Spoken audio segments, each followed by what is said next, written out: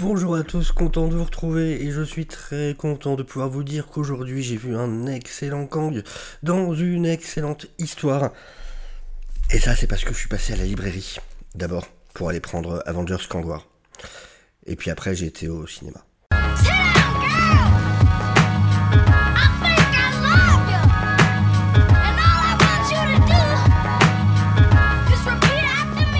Bon, et bien le temps attendu. Quantum Mania, Ant-Man, Quantum Mania est sorti. Et du coup j'ai été le voir cet après-midi, mais je l'ai vu en VO. Pas IMAX, 3D, rien de tout ça. Juste j'ai été le voir en version originale. Et bon bah déjà, j'avais déjà perdu beaucoup de hype en voyant que Landry, Mathéo, le poteau CJ avait dit que ouais, avait l'air de dire que vraiment c'était pas bon. Ils avaient vu ensemble tous du coup au Grand Rex le mardi soir. Alors j'avais entendu que les retours étaient mauvais. Après, moi je fais partie des rares défenseurs des Ant-Man 1 et 2. Donc je me suis dit, ça se trouve, moi j'ai passé un bon moment. Donc voilà, j'y allais quand même avec un peu d'espoir. J'avais pas de hype surdéveloppé. Mais voilà, j'avais quand même des espoirs. Moi c'est des films que j'ai bien aimés, les Ant-Man. Et je l'ai vu. Et j'ai vu Quantum Mania. Alors on va faire une petite partie sans spoiler d'abord, qui sera assez courte je pense, et on fera une partie avec ensuite évidemment, parce que voilà, il y aura des choses à dire pour lesquelles il faut pouvoir rentrer dans les détails, mais évidemment je vous préviendrai avant de passer en spoiler. Donc ce que je peux vous dire pour l'instant, bon alors déjà un peu le résumé du film très vite fait, en gros on le voit dans le trailer, hein, c'est donc... ça tourne toute la problématique du personnage de Paul Rudd, Scott Lang, qui du coup a été absent pendant longtemps dans la vie de sa fille. Il voudrait qu'il soit un peu plus proche. Et de par une expérience qui a été menée par Cassie Lang, donc sa fille, ils vont être absorbés, happés par le monde quantique. Par qui, par quoi, on va le découvrir. Voilà, on va dire ça pour le plot, histoire de rien spoiler. Qu'est-ce que j'ai pensé de ce film? Qu'est-ce que je peux vous dire sans spoiler? Ça souffre de tous les problèmes classiques de Marvel. Mais je dirais même pas pire. En fait, c'est vraiment, si on demandait, vous savez, chat GPT, ce truc de chat là qui est super à la mode en ce moment, avec une IA, du coup on peut lui faire écrire des choses, tout ça. Si on demandait à cette IA d'écrire un synopsis pour un film Marvel, on aurait ça. C'est vraiment tous les stéréotypes, ça coche toutes les cases de ce que sont les films Marvel depuis un moment, surtout depuis la phase 4 pour moi, où vraiment il y a une baisse énorme qualitative, que ce soit en termes d'écriture ou en termes d'effets spéciaux, et alors là c'est flagrant. Surtout que c'est dommage, parce que je trouve que vraiment les films Ant-Man avaient du charme. Les deux premiers avaient ce vrai charme d'une vraie créativité visuelle, avec le jeu sur les échelles. Pour moi, c'est un des films justement qui jouait le plus sur comment rendre intéressant visuellement les pouvoirs de son héros. Et je vous rappelle, dans le premier, par exemple, ne serait-ce que la scène, le combat final, contre Yellow Jacket, par exemple, quand il y a le petit train qui arrive, et du coup, quand on est en taille normale, on voit juste le poum, et que c'est ridicule, qu'après le train passe par la fenêtre. Dans le 2, ne serait-ce que la scène de combat, quand Wasp court sur le couteau de cuisine qui a été lancé sur elle, enfin, chaque fois il y avait plein d'idées, la poursuite en voiture, tout ça. Le problème c'est que dans ce film-là, très vite, c'est pas du spoiler, très vite on va dans le monde quantique, et du coup on perd complètement tout ce charme-là, toute cette créativité de ce qui étaient les scènes d'action de Ant-Man and the Wasp. Du coup, ça devient hyper générique de ce côté-là, du côté action. En plus, le monde quantique, alors faut en parler. Alors vraiment, déjà, pareil, c'est pas vraiment spoilé, mais l'intro va très vite, on va très vite, voilà. On pose, la situation est celle-là, voilà, la problématique de ce personnage est celle-là, bim, ok, c'est fait, on passe au monde quantique. Ciao tout le monde. Et le monde quantique... Autant je respecte le boulot qui a été fait par beaucoup de monde, certainement, par des artistes, des concept artistes, tout ça. Le problème, c'est qu'on a une espèce de mélange de Strange World, le dernier film de Disney, parce que ça joue vraiment dans les mêmes couleurs, dans les mêmes tons, et une version Wish de Star Wars, en fait. Je veux dire, on a même une pseudo-cantina, on a vraiment un côté extrêmement copié sur Star Wars, mais en beaucoup moins intéressant. D'autant que vraiment, il y a énormément de CGI. Alors, ce qui est normal, on est dans cette espèce de monde imaginaire, du coup. Donc, c'est logique qu'il y ait beaucoup de CGI. Sauf que, au début, ça va, mais très vite, ça devient trop. Et on est toujours dans ce problème il a pas le temps. Il n'a pas le temps de faire des bons CGI, il n'a pas le temps de... Et alors, ils ont tourné en partie sur du fond vert et en partie dans le volume. On peut dire les scènes qui sont dans le volume. Parce que vraiment, on a toujours ce même problème qu'il y a quand les gens ne savent pas réellement s'en servir. C'est qu'on devine la taille du plateau. Parce que le volume, le problème, c'est que c'est limité, ça reste assez petit quand même.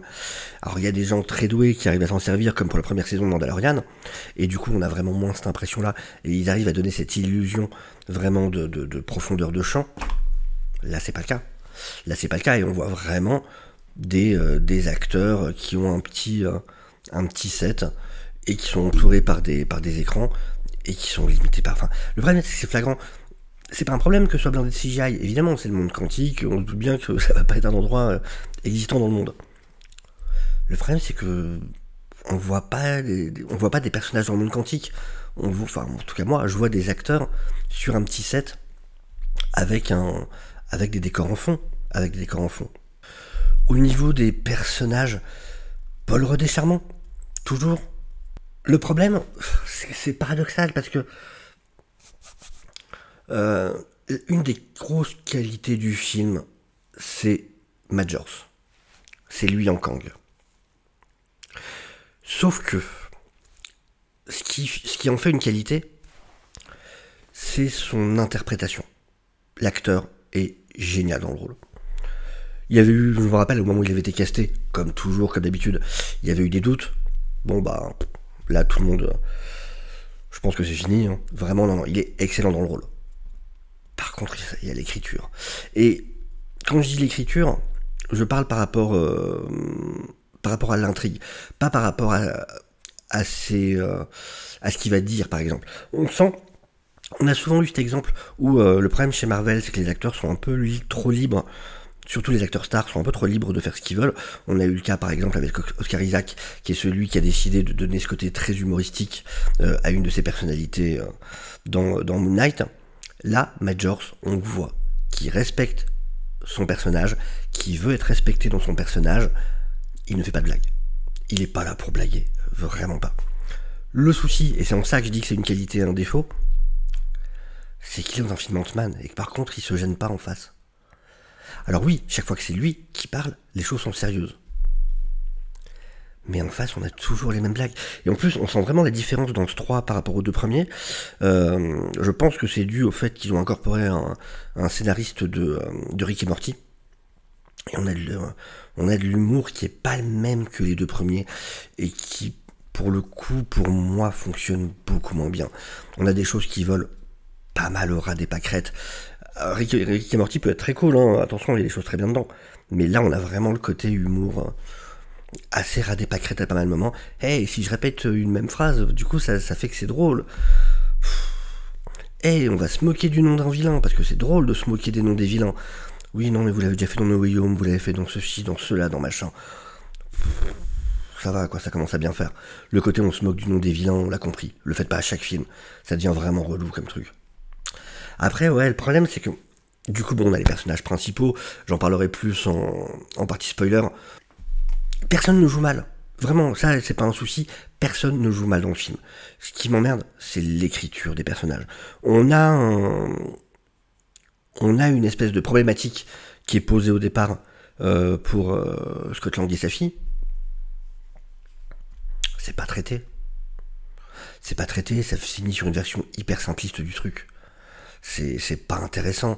Et vraiment, enfin, je trouve que le script est hyper simpliste, mais il faut pas le prendre dans le mauvais sens. un script peut être hyper simpliste, c'est pas un problème. Je fais partie de ceux qui pensent que tout a déjà été raconté. Et donc tout est dans la manière dont on va le raconter, où on peut trouver des manières intéressantes de raconter une histoire qu'il a été un milliard de fois. Mais c'est pas le cas ici. Ici, j'ai l'impression de voir un film lambda, c'est vraiment un film du dimanche sous la couette, quand il fait un peu froid, on n'a pas grand chose à faire.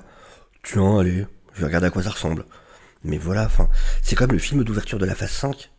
Ça a rien, enfin, c'est pas un film événement pour moi. Ça n'a pas le travail derrière et la qualité. Alors oui, il y a plein de gens qui ont travaillé et qui ont fait beaucoup d'efforts dessus, très certainement, évidemment.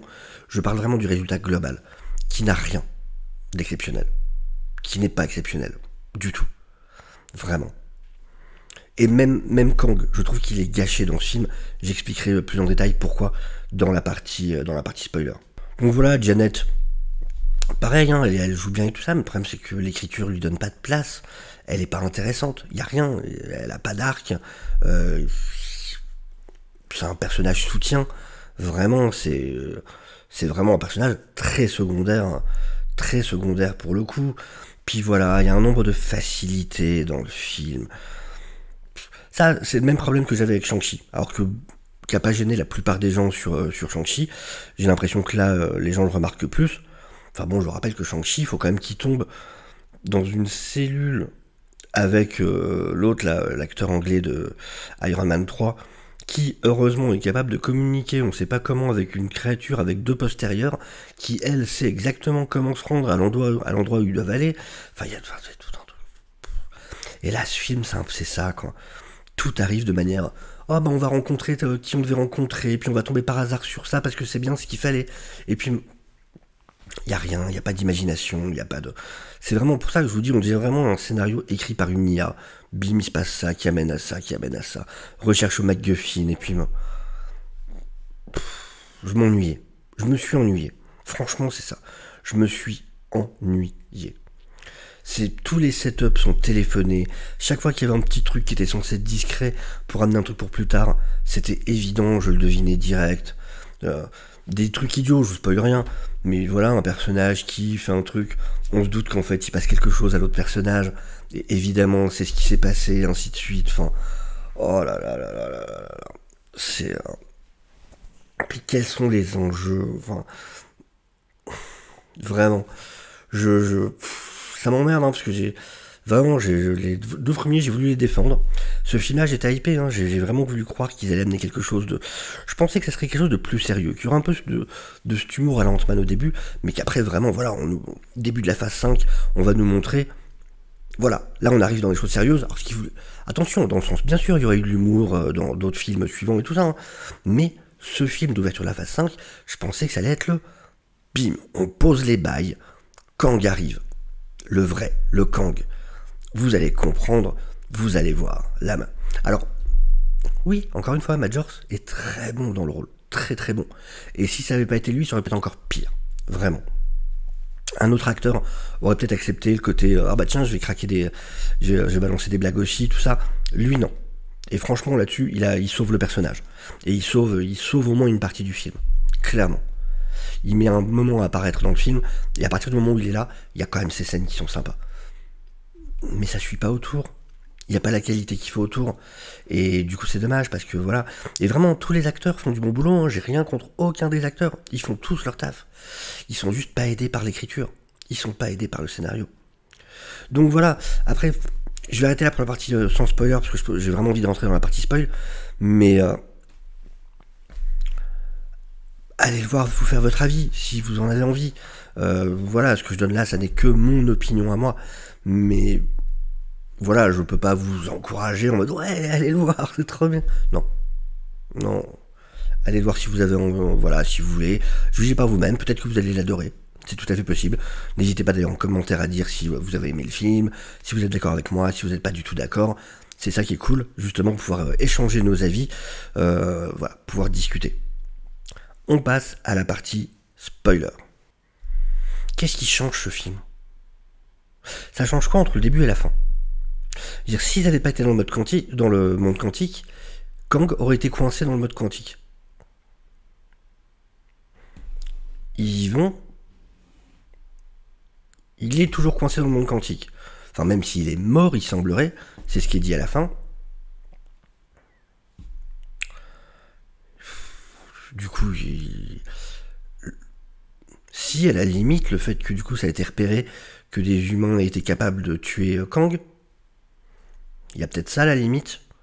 Mais sinon, vraiment, au niveau des enjeux, c'est fou à quel point le MCU est capable de les détruire en 2 secondes. Ne serait-ce que la fin. J'en discutais vite fait avec Sigit tout à l'heure sur Discord. Ne serait-ce que la fin. Alors je vais aller dans le désordre dans la partie spoiler. Ne serait-ce que la fin. Quand du coup je me dis au moins, il y a un truc. Hope et Scott Lang sont coincés dans le monde quantique. Tiens, il y a quelque chose, il y a un changement de donne quand même. On voit Cassie toucher, bidouiller 3 trucs. Biou, le portail s'ouvre. Allez, on rentre. What? Ah, c'est tout en fait? Donc même pas ça. Avec une résolution en 2 secondes de cette problématique-là en plus. D'accord. Ok, super. Bon bah non, en fait ça change vraiment rien. Du coup, donc voilà. Maintenant on peut vraiment parler de tout. Les personnages. Faut qu'on parle des personnages. Alors, Scott Lang, j'aime beaucoup Paul Rudd. Et il fait très bien ce qu'il fait, il est très bien dans son rôle. Mais c'est pas... Dans ce film-là, il fallait pas mettre Ant-Man. Il fallait pas que ce soit l'arrivée de Kang, vraiment Kang, avec la petite douceur, le petit côté sympathique et machin d'Ant-Man en face. Ça marche pas, ça met pas Kang en valeur. C'est vraiment dommage. Hope, elle est pas respectée. Elle sert à rien. Elle sert à rien, vraiment. Pour ce qui est de Janet Van Dyne, elle a pas des pouvoirs de base. On a oublié cette partie-là. Enfin, je sais pas. Dans mes souvenirs, elle a des pouvoirs, Janet. Non, c'est fini. Quand elle pouvait soigner des gens, qu'elle pouvait faire des trucs, on a zappé ça. Elle les a... Quoi? Qu'est-ce qui s'est passé? Je comprends pas. Cassie. Cassie a une tenue. Ok.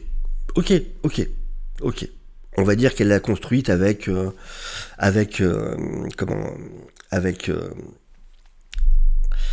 papy. D'accord.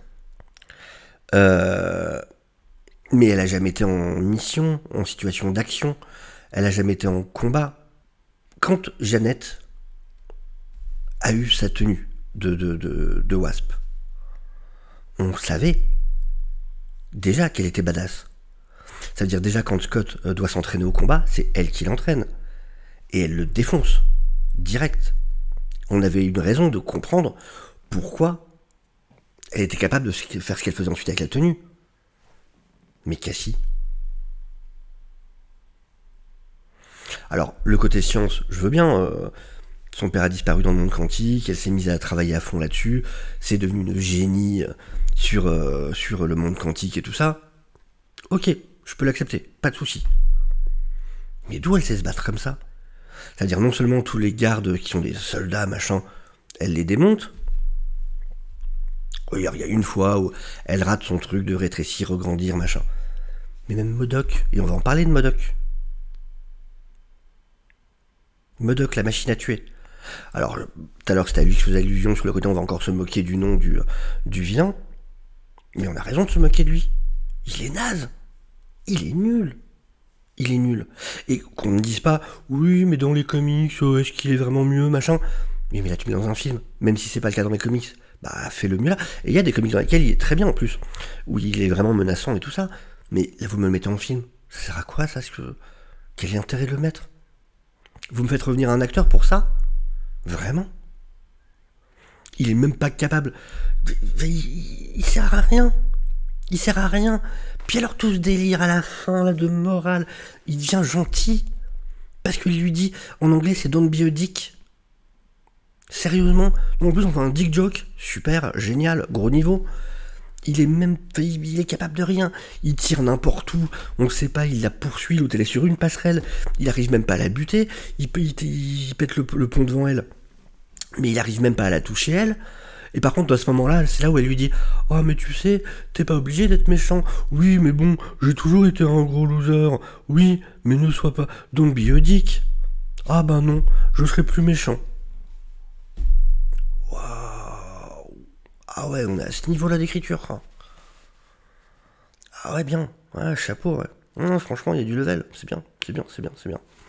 Puis voilà, enfin... Je crois que c'est vraiment une des fois où, du coup, rien qu'en voyant le trailer, on savait ce qui se passait dans le film, quoi. On savait ce qui se passait. On connaissait MacGuffin, c'était facile de deviner que c'était cette petite boule. Enfin, pour ceux qui avaient suivi mes vidéos, bah, le script, c'est tout ce que j'avais dit. Et je suis très très loin d'être le seul, hein. Mais du coup, on avait tout deviné. On avait tout deviné. Il n'y a rien qui vient nous surprendre. Zéro. Que dalle. Vraiment, rien. Et ça peut ne pas être surprenant et être intéressant, mais c'est même pas le cas. Et là, ça veut dire qu'on a un Kang, donc notre grand méchant, alors qu'il n'est pas le seul méchant, du coup on le voit à la fin, effectivement, on parlera des scènes post-génériques, il s'est fait battre par l'Ant-Man Family. Kang. Par la Ant-Man Family. Le mec, on l'a vu dans les flashbacks, là, quand Jeannette touche le vaisseau. Alors je passe sur le fait de... Donc les autres Kang l'ont chassé. Ok. Ils l'ont exilé. Ok. Pourquoi vous l'avez envoyé avec un vaisseau? Alors pété, je veux bien. Vous avez trafiqué son vaisseau.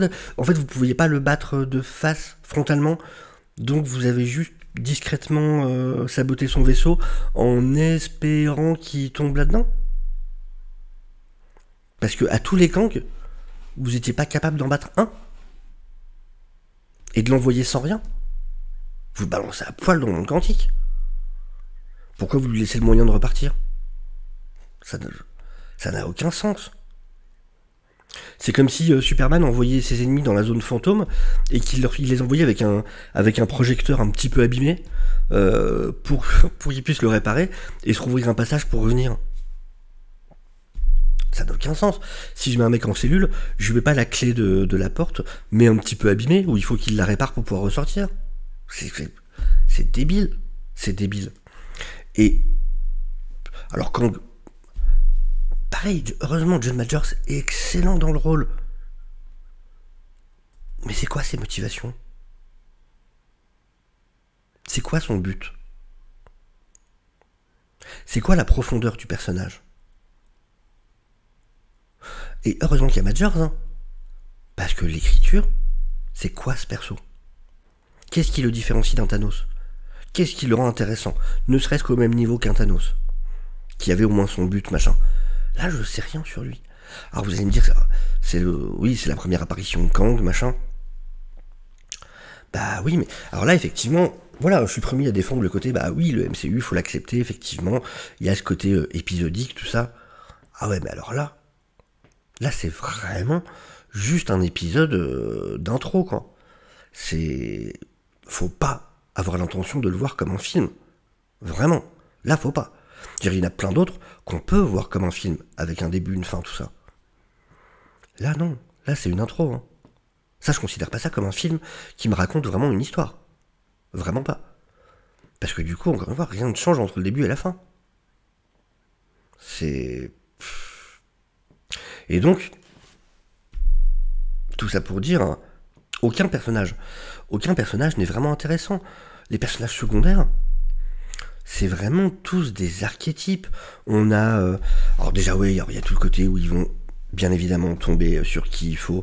C'est-à-dire, voilà, on a les 5 minutes d'intro du film. Hop, hey, Cassie a grandi. Oh, Scott et Cassie sont un peu en froid. Mais bon, ils s'aiment quand même.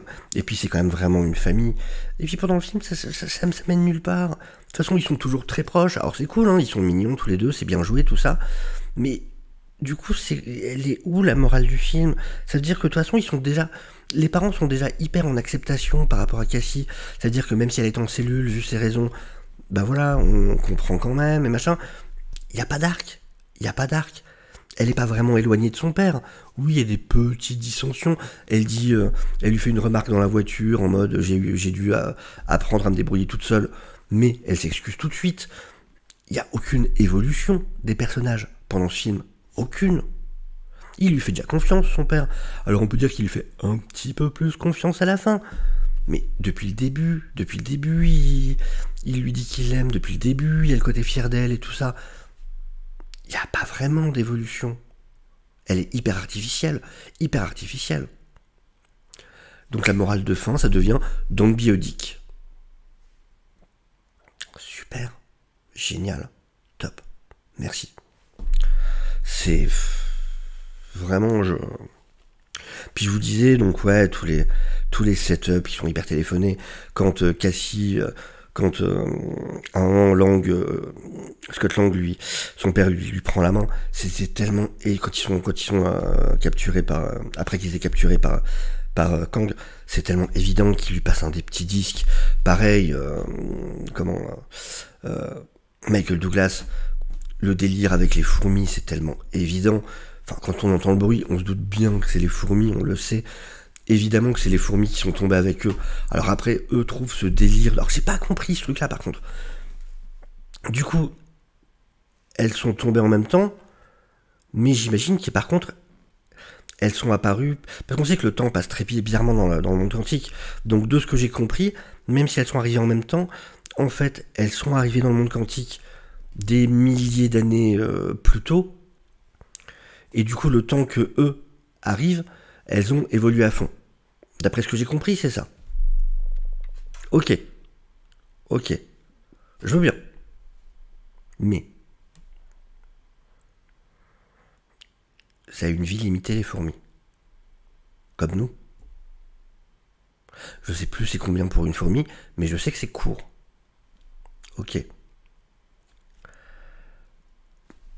On peut dire qu'avec le temps, elles ont appris à rallonger leur... vu qu'elles ont évolué tout ça, on peut dire qu'elles ont appris à allonger leur durée de vie. D'accord. Mais il y a quand même plusieurs générations. D'où elles se souviennent encore de lui? Pourquoi elles essayent de communiquer avec lui? Pourquoi elles portent encore leur casque? C'est les casques de leurs arrière-grands-parents? Ou alors c'est les mêmes fourmis qui du coup ont des milliers d'années? Ou alors c'est qu'on nous invente un truc où les mêmes fourmis ont évolué de milliers d'années d'un coup? Genre elles ont chuté pendant des milliers d'années et ça les a rendues plus intelligentes? Je pense pas que ce soit ça. C'est qu'elles sont arrivées des milliers d'années avant. Donc dans ce cas, il y a eu plein de générations. Pourquoi il y en a même ne serait-ce qu'une qui se souvienne encore de lui? Enfin, quoi? Ça n'a aucun sens. Je ne comprends pas cette partie. Je comprends vraiment pas. Je sais pas. Puis pourquoi elles n'ont pas été aussi conquis par Kang, du coup? Elles doivent pas être très loin si elles reçoivent les signaux radio. Et si elles peuvent émettre des signaux radio, c'est qu'elles sont pas très éloignées. Donc il y a une société aussi évoluée de fourmis machin, et Kang en a pas pris le contrôle? Alors qu'il semblerait qu'il a pris le contrôle de toute la zone? Je comprends pas. Je comprends pas. Vraiment. Non, c'est triste. Après, encore une fois, pour moi, vraiment, c'est pas différent de la plupart des autres... La plupart des autres films Marvel. L'exception sur la phase 4, c'est les fois où c'est positif, et où justement il n'y a pas tous ces écueils. Mais voilà, le problème c'est que je pense que là c'est Ant-Man. Donc déjà les gens ils sont moins attachés en règle générale. Et le fait qu'il y ait cette espèce de bouillie visuelle, violette, machin, qui fait que les gens le remarquent plus, mais en termes de pauvreté scénaristique, ben bienvenue, hein. C'est pas nouveau. C'est pas nouveau. Et vraiment, ça fait un bout de temps que je dis que je ressentais pas ça avant dans le MCU, et que c'est vraiment depuis la phase 4 où je trouve qu'il n'y a plus aucun effort sur les scénarios. Où vraiment c'est facilité sur facilité, où on nous sert de la bouillie en mode, de toute façon vous allez la bouffer, on s'en fiche.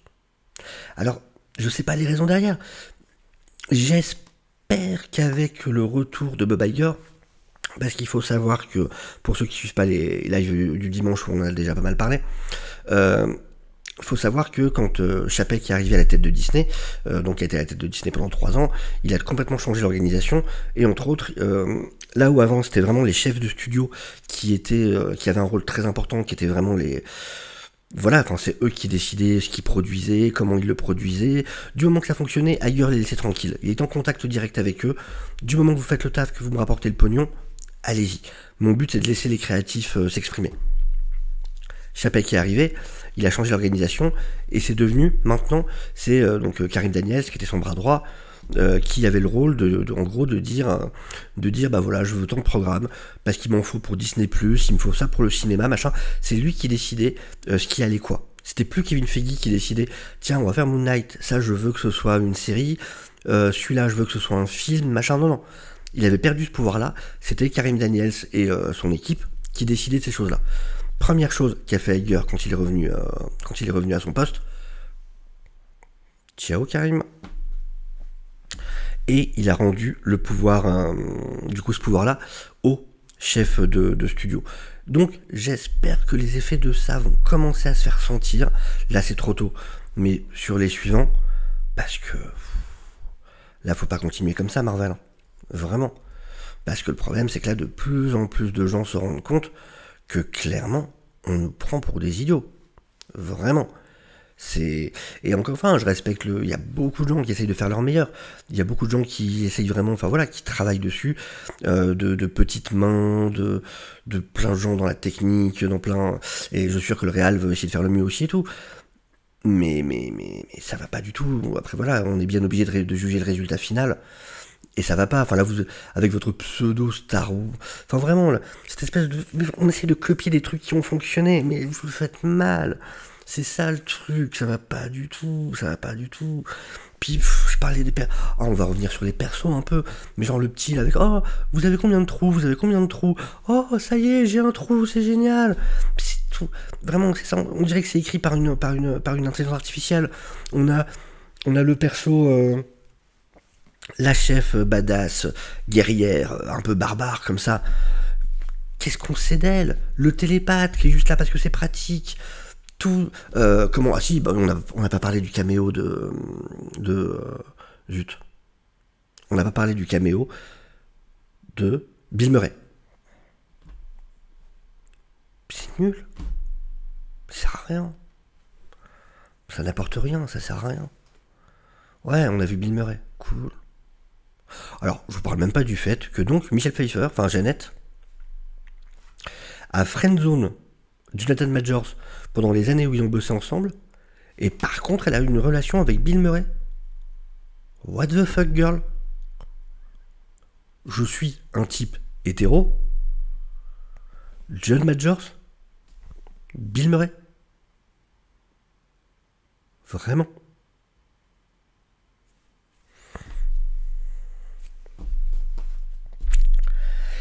Pour ce qui est de Kang, un gros problème pour moi dans ce film aussi. Je l'ai dit déjà, bah voilà, il se fait battre par la Ant-Man Family, quoi. C'est cool. Alors, Major c'est génial, hein. Il est menaçant, il est tout ça, il est excellent, il est très très très très bon dans le rôle. Il se fait battre par la Ant-Man Family. Et donc ce mec qui a détruit des timelines, on voit ses flashbacks vite fait, qui a détruit des mondes, tout ça, machin. Et quand il peut tuer Scott Lang, il le tue pas. Quand il peut tuer Cassie, il la tue pas. Quand il tue des gens, c'est des rebelles lambda qu'on connaît pas. Et juste ils pouf, pouf, pouf, ils disparaissent. Pouf, pouf.